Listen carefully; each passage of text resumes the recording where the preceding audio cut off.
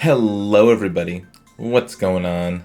This is Andrew, and today I'm going to take a look in at Explorer after the recent bans.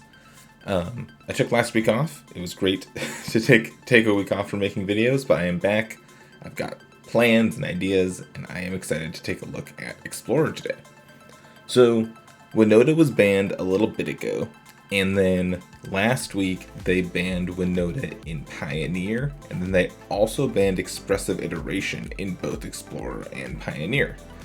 So Expressive Iteration was kind of an important card for some decks in terms of drawing through their deck. It's a very powerful card draw spell, and so I wanted to take a look at what decks I would expect to continue to thrive in a post-ban world.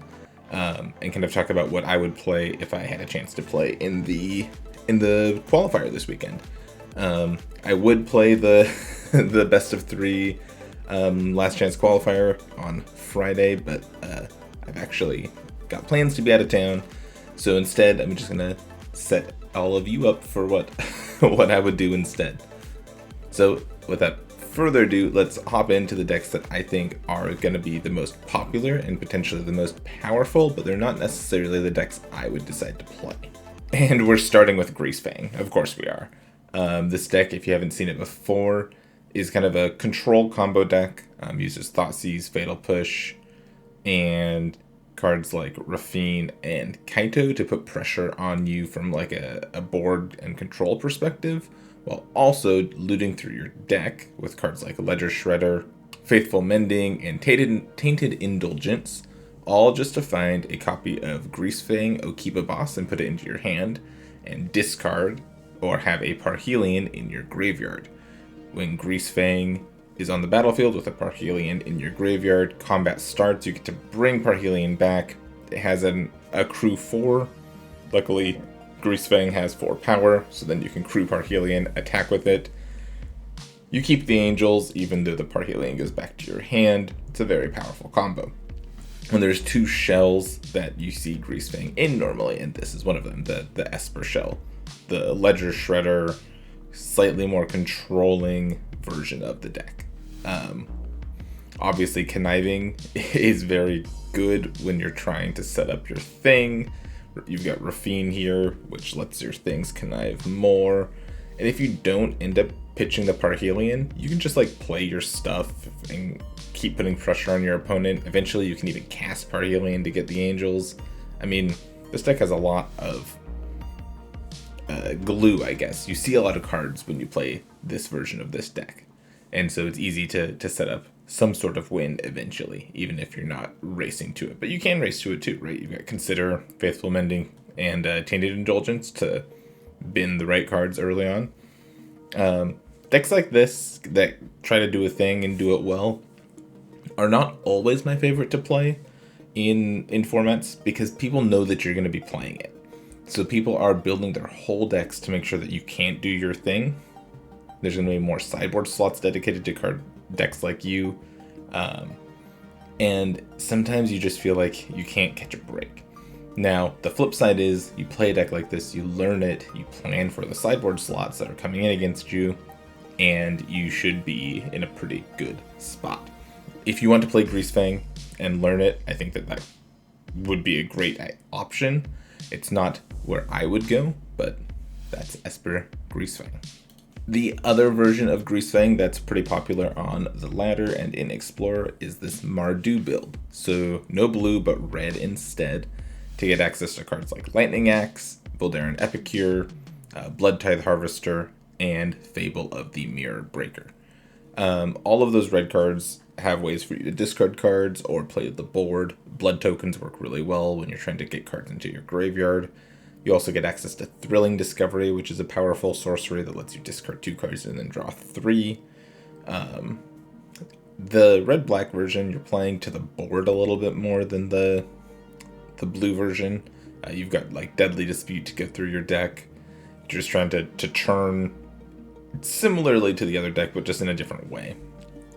Can't Stay Away was in the other deck too, but if you end up with a Greasefang in your graveyard, you just can't stay away the Greasefang. And then you can use it to bring back the Parhelion. Again, this deck wants to do its thing and do only its thing in game 1, and then game 2 you kind of adapt and you bring in your extra graveyard trespassers or your thought seizes or whatever, and you try to grind through what your opponent's got going on a little bit in the second game. I like the red version of Greasefang a little bit more than the blue version. I like combo decks that have a creature beatdown secondary plan. So if I were building this deck, I would look at the red-black version instead of the blue version. Though now with Ledger Shredder, maybe the blue version has just as much of a beatdown plan as this one. But I like how this deck's a little bit cheaper, a little bit lower to the ground. And this, I think, suits my playstyle a little bit more than the blue one. Even that being said, a lot of the downsides that I talked about when talking about the Esper version still apply to this one. People know about this deck, people are expecting it, and it can be tough when everybody knows what you're trying to do. But on the flip side, everybody's preparing for you because you're one of the most powerful decks in the format, and sometimes, even though they try to stop you, they can't stop. They can't always stop you, right? Sometimes the top of your deck is good to you, and you just get to do the thing. Or they don't have the right interaction, you just do the thing early anyways. So, Mardu Greasefang, another good choice, another powerful deck, probably one of the most powerful decks in the format, but it would not be my pick for the weekend. So next is a deck, I don't have a deck list for it, but if you've been playing a little bit, you should know this combo. Fight Rigging is a card from the newest set, Streets of New Capenna. It's an enchantment with Hideaway 5, and it says at the beginning of combat on your turn, put a counter on target creature you control. Then, if you control a creature with power 7 or greater, you may play the exiled card without playing its mana cost. So this lets you essentially play a really expensive card for free, right? But you need to get a creature with power 7 or greater. If only there were some creatures that easily had power 7 or greater after you use Fight Rigging's ability. So this deck is a green-black based deck that plays almost always Llanowar Elves, sometimes Gilded Goose, always Rotting Register, then some combination of Shakedown Heavy, Pelucranos, Elder Gargaroth, whatever. And in the first part of the game, you're trying to rush out a Fight Rigging and a big Dorko as early as possible, so you can get the hideaway effect on Fight Rigging. Usually you're putting like a Virtuous Gear Hulk, a Titan of Industry, or a Great Henge into play, and then you just kill your opponent with creature beatdowns. There are green-black versions of the deck that just try to stay pretty streamlined. There are versions that add red mana to get access to Bonecrusher Giant and Obnixilis. If you sacrifice a big thing, you get more with Obnixilis, which is kind of cute. And then I've seen some copies, or some versions of the deck running blue mana. So they go from a green-black base to a green-blue base, and then the Rotting Register is just a splash to get access to Reservoir Kraken, which is a 4-mana 6/6 with Ward, so if you play it, it's going to stick around probably, and then it triggers Fight Rigging on the first turn if you have a Fight Rigging out already. And then it also plays Emergent Ultimatums, so the argument is that Emergent Ultimatum's the best thing in this format that you could hit off Fight Rigging, so you can go Ultimatum for the usual suspects in Vorinclex, Liliana, and Valky, which are all one-ofs in the deck. Or you can just go get another Fight Rigging and some more big dorks. Titan of Industry, Virtuous Gear Hulk, Elder Gargaroth are all massive things that just make this deck tick. And that's not even mentioning that sometimes a turn 2 Rotting Regisaur just kills an opponent that's not ready for it. Right? A 7/6 on turn 2 is just insane. This deck's really powerful. If I was going to play one of these first 3 decks that I'd mentioned, I would play the Fight Rigging deck. It's a combo deck that has a very, very, very straightforward creature beatdown backup plan, and I really, really think that that's important.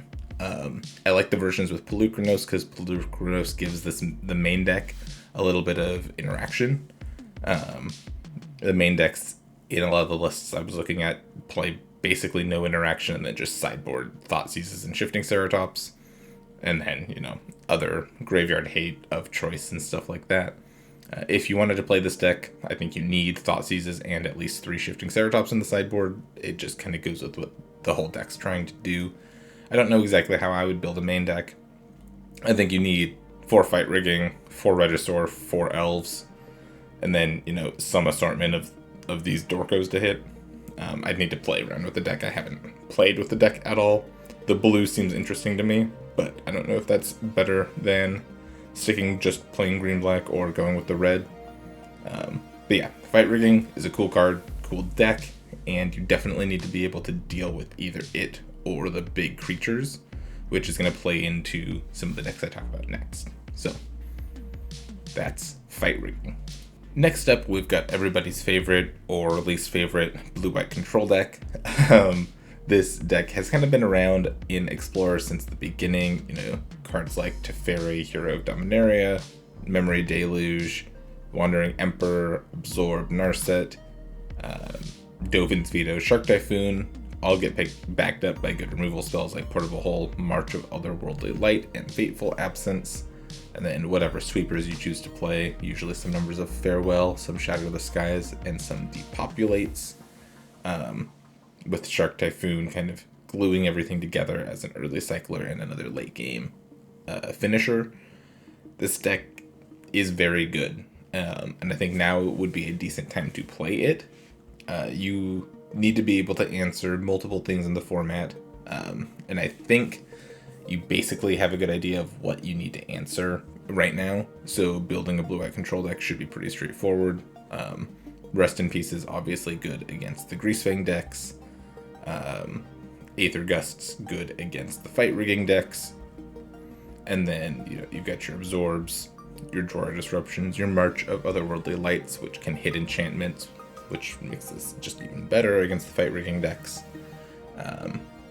Not too much to say about blue-white control other than it's a good deck. Teferi, Hero of Dominaria is an amazing card, and I think that, you know, loading up on Fateful Absences and March of Otherworldly Lights is a decent place to be right now, given all of the like A plus B combo decks that are prevalent in the format as well.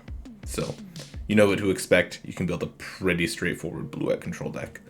And of course, we are a Yorion deck, so we can blink our Omens of the Sea, our Wandering Emperors if we need to, our Narsets, and Yorion's just another extra card, extra finisher if we need it to be. Again, not too much to say about this deck. I think it's a good deck.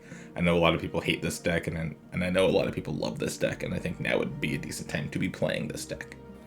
So over the last week or two, I did a somewhat deep dive into the different ways you could build a red-black aggro mid-range deck.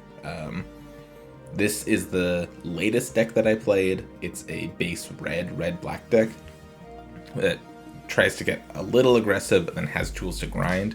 It plays cards like Kumano Faces Kakazan and Voldaran Epicure to get on board fast, backed up by Bloodtithe Harvester and Bonecrusher Giant. And then you've got, you know, the usual suspects of Fable of the Mirror Breaker, Kolaghan's Command, Unlicensed Disintegration, with some Planeswalkers up top. I had a decent amount of success with this red-black version. I think you can get under a lot of decks, and then I think that your removal is decent into what's going on. The one downside I will say is that the red removal does not match up particularly well against what Fight Rigging's doing, right?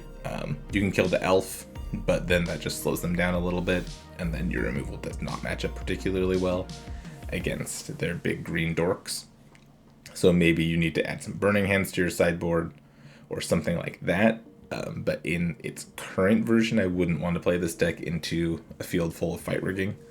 I think you can build the deck to adapt, but this this specific build, I would not play. Against other decks, other random decks in the format, I think this deck's really, really good. Like I said, you can get aggressive. You've got Angrath and Chandra as tools to grind. Angrath is a bit of a pet card for me, but it's actually been really good for me also, especially in the mirror, just being able to whittle down the cards they have and then steal their creatures and get rid of them. So steal their Fable of the Mirror Breaker tokens or whatever. Angrath has been really good. These other 2-drops or 4-drops I don't know about. I put them in there to try as just additional threats, I think you could replace them with basically whatever you wanted. I'm not super attached to either of these. The Predator is kind of cute with Epicure, right? Because Epicure doesn't really do much after a certain point, and it helps power up the Predator. But I don't know if that's enough of a synergy to keep that card in the deck. I like the red aggressive decks in the format. I don't know if now is the right time to be playing them if Fight Rigging and Blue-White Control are at the top of the metagame. So I wanted to point out this deck, say that I like it in general, but I don't think I could recommend it in good faith right now.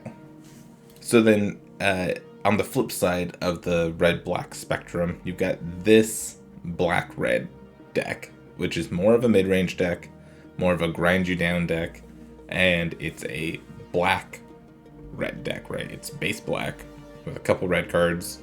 Again, Bone Crusher, Kolaghan's Command, Chandra is still here, but the whole goal of the deck is different, right? You want to disrupt your opponent with your Thoughtseizes and your main deck Duress.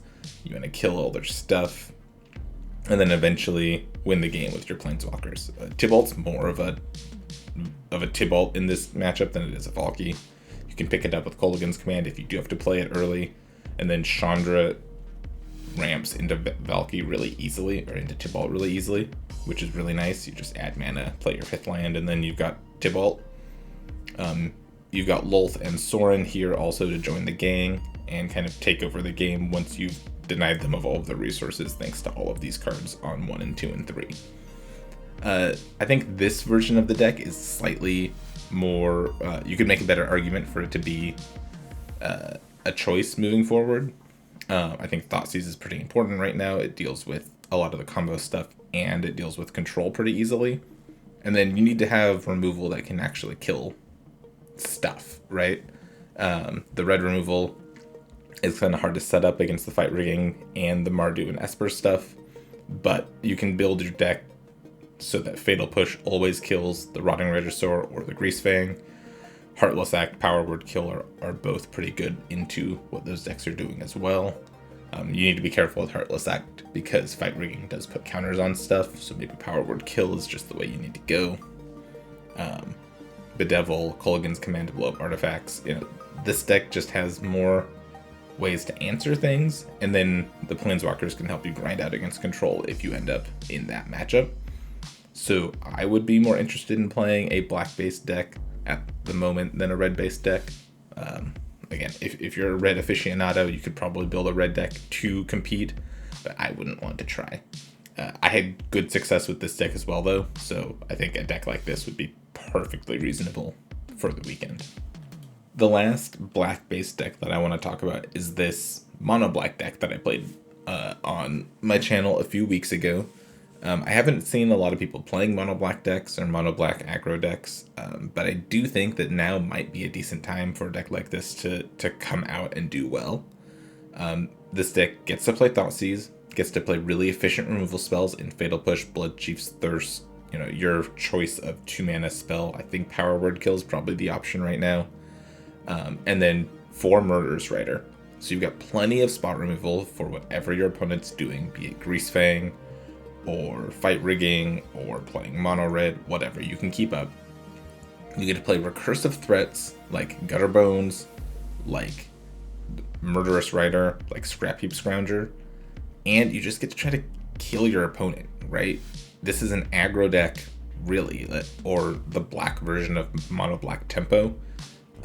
Gifted Aetherborn, Scrap Heap Scrounger, Gutter Bones, Knight of the Ebon Legion, all put pressure on your opponent early, while Spawn of Mayhem, Rankle Master of Prankles, and Grey Merchant of Asphodel help close the game when the game goes long. Since this is a mono black deck, you can also play 14 Snow-Covered Swamps, a Faceless Haven, some Hive of the Eye Tyrant, some Castle Locked-Twains, and a couple If Near Deadlands, which I think is kind of sweet. So you've got the mana base working in your favor, you've got a lot of aggressive, disruptive threats, and you just you can play either version of the matchup, right? You can be the aggro deck and you can get on board early and try to protect your threats, or you can slow things down and win the game via attrition with your Scrap Heap Scroungers and all of the value out of your lands. I think that this deck could be in a really good spot. and I would definitely want to get some reps in with a deck like this before the weekend, because I think it could be kind of the perfect storm for a deck like this to break through. Sideboard is pretty straightforward. You've got your Duresses and Go Blanks to help against control. Ashiok is kind of a cute piece of interaction for graveyards. You can bring in your Noxious Grasps to help against the green decks. And then these 4-drops, these things are all nonsense. I was just trying stuff out. Pick some more late game cards that you want to bring in against control and other mid-range decks, and that's what goes here. But I like this deck. I like versions of this deck, and I think that you should definitely try stuff like this out before you just give up on it, because I think this could be in a really good spot. All that being said, though, I think the deck I would want to work on moving forward into this weekend is a version of Adventures. I love playing this deck. I love just getting massive value off of my Adventures creatures, getting a lot of lands out of my deck with Beanstalk Giant. Omnath is amazing in this deck with Escape to the Wilds and Beanstalk Giant. This deck kind of has answers to everything in Brazen Borrower, Bonecrusher Giant, and Fae of Wishes. And then you've got your Giant Killer here too. But I've really enjoyed this deck. You put pressure on your opponent early. You can go super long. You really go over the top of what any other deck in the format's doing with your Escape to the Wilds and your Fae of Wishes. You get to go get your Ugin or your Chandra Awakened if you're playing against control or mid-range decks, or you can just go get exactly the removal you need. Freya takes care of Greasefang. There should probably be a Burning Hands in the sideboard to help take care of some of the big dorks from the Fight Rigging deck. But in the meantime, Brazen Borrower does a good job of slowing that deck down. So I think this deck has tools to kind of fight everything, and it goes super, super long. I would be pretty happy, after looking at the sideboard a little bit more, playing this deck into any of the matchups. I've been impressed with how good it feels when I play this deck. And this would be what I'd want to work on moving forward. Either this or some aggressive deck that plays Thoughtseize and Fatal Push. And so that being said, that's going to be it from me for today. I want to know how you're liking Explorer. I like it. I think it's my favorite way to play Magic on Magic Arena. I would work on Adventures or some version of Mono Black or Black Red Aggro, where black is the main color, and that's what I would want to play this weekend. Real quick, I want to highlight this crazy Elementals deck that I saw online somewhere. Jeff Hoagland might have been playing it. I don't really remember. This deck was really crazy. It went super over the top of everything else in the format, thanks to Escape to the Wilds and Risen Reef with some main deck Chandras. I don't know if this matches up well into Fight Rigging, but with your main deck of Braids, you're okay against the Greasefang decks, and I love Risen Reef. I love this card a lot. So, I don't know. I think this deck is goofy. I think Omnath decks are lots of fun, and I would want to work on one of these Omnath decks moving into the weekend, because I think Omnath is a really, really cool card. But yeah, that's going to be it from me. Omnath and Escape to the Wilds and Adventures are what I would, want to try to figure out. And if I can't figure something like that out, I'd fall back to some sort of black-red mid-range deck, or maybe the mono-black aggro deck that I showed as well. And that's Explorer right now. Thank you so much for watching. I really appreciate it. I hope you enjoyed, and I will catch you next time.